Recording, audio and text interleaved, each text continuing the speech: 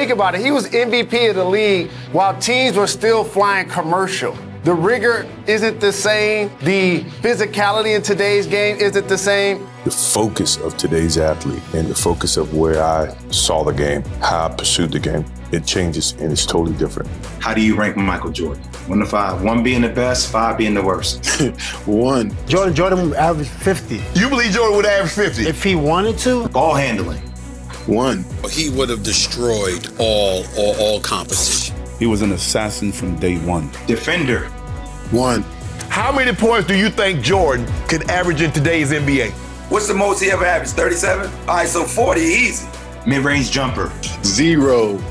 Better than 1. Jordan would have averaged 45, 50. The best player in the league. Like, that's what he would be. Ask a basketball fan about the greatest to ever do it, and they're almost certainly going to assume that you're talking about His Royal Airness Michael Jordan.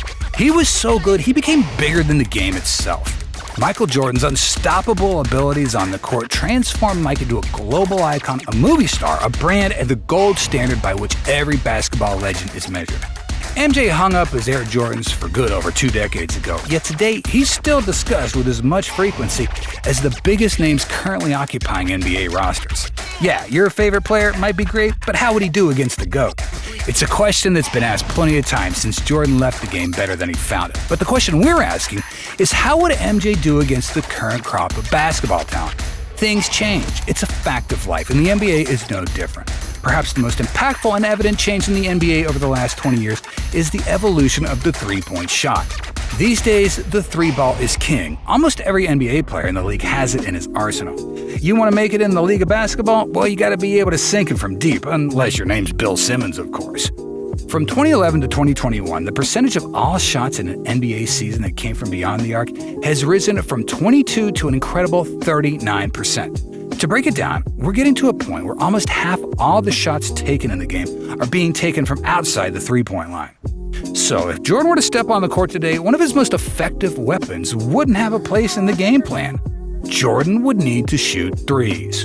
For the first 4 seasons of MJ's NBA career, the Bulls guard failed to register a three-point percentage of over 20%. Now, that wouldn't cut it for a guard in today's NBA. Jordan got much better through the course of his career, but would he even get the chance to work on his shot and improve it today?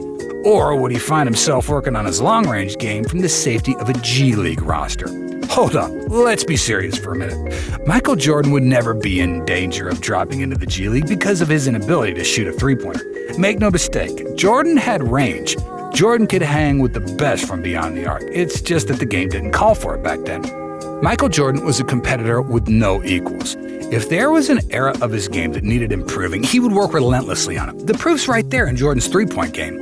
Mike improved from beyond the arc and finished his career with a three-point percentage of around 32%, an almost identical number to Kobe Bryant. To put it simply, Jordan wanted to win. If he played today, he would quickly discover that in order to win, he'd have to rely more on his outside shooting. Michael Jordan would probably take that personally and become the best three-point shooter in the league. Okay, so let's not suggest MJ would be the new Steph Curry. After all, there were plenty of three-point specialists in Jordan's day. It's just we have to dismiss the idea that Michael Jordan wouldn't be able to play in the modern NBA because of the dominance of the three-point shot. There was one area of weakness people thought was a weakness of Michael Jordan was his outside shooting.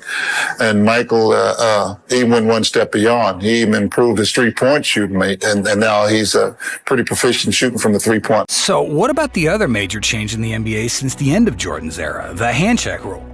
Before the 2004-05 season, defenders in the NBA were essentially allowed to place a hand or arm on their offensive assignment, allowing them to use physicality to slow down or impede their opponents.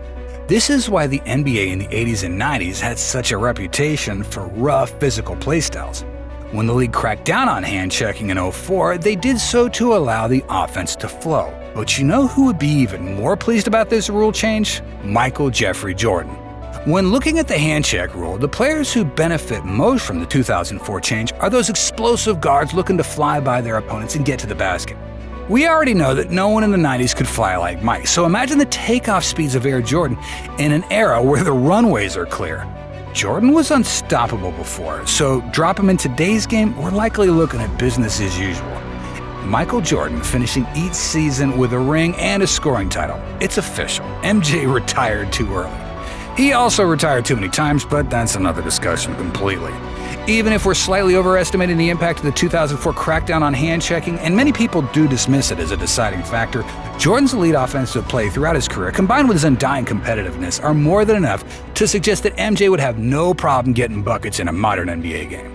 So the real question might not be, could MJ play in today's NBA, but how many points would Jordan average in today's NBA? The answer to that is most likely that his royal airness would average as many points as he wanted to.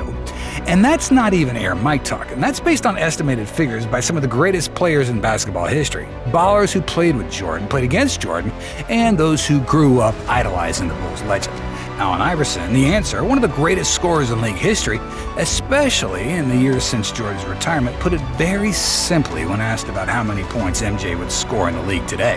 Yeah, 40 easy. Like 40 is easy. 40 would be easy for Black Jesus. Iverson played against Jordan and then played against the likes of Kobe Bryant, LeBron James, and Kevin Durant.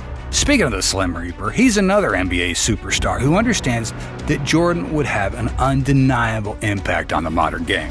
I feel like he'll have more possessions to do more things, but there's also more athleticism in this game. There's more length in this game, but it's also more space for MJ to go to work. So I mean, we'll never know, but for sure, I mean, he's a masterful basketball player. Like we've been saying, his skill level is unmatched. So of course he'll do numbers in this league today. There's no shortage of NBA legends, players who have had first-hand experience in the best basketball league in the world, who firmly believe that Michael Jordan would absolutely dominate on the offensive end in 2024.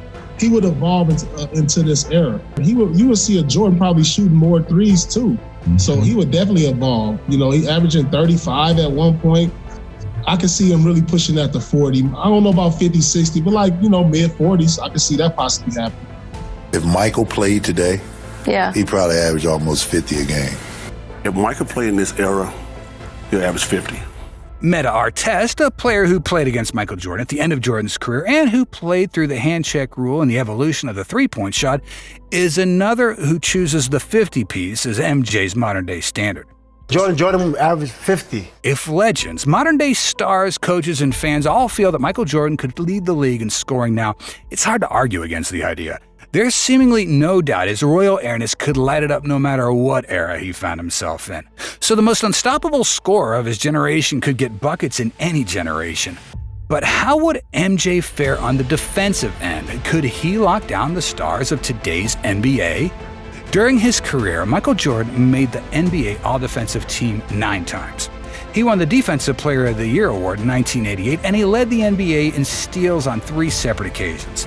MJ could play some serious D in his era, and there's no reason to believe he'd be any different today. For sharpshooting guards like Steph Curry, Jordan's quickness would be a real problem. Jordan's athleticism would also mean he'd be getting blocks to add to his steals. If legends like Reggie Miller and Ray Allen struggled against MJ, then players like Luka Doncic and SGA would too. Maybe MJ wouldn't have the size or strength to match up against someone like Giannis or LeBron, but then why would he need to? You wouldn't task Jordan with guarding Shaq or Patrick Ewing back in the 90s. Michael Jordan was the complete basketball package. He had it all, even the three-point shot. If we look at the modern basketball landscape, there may be players with talent and skills comparable to Michael Jordan's, but no player in the league, not even LeBron James, possesses Michael Jordan's most powerful trait, his competitive spirit. If Michael Jordan were to play today, he would play with the same unmatched desire to win as he did back in the 80s and 90s. He'd strive to be the best player in the game, and there's every reason to believe he would become just that. Drop MJ in today's NBA, and he's the MVP.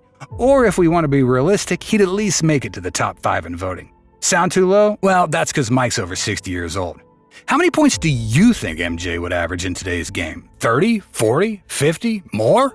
Drop your vote in the comments below. And don't forget to hit that notification bell, like, and subscribe.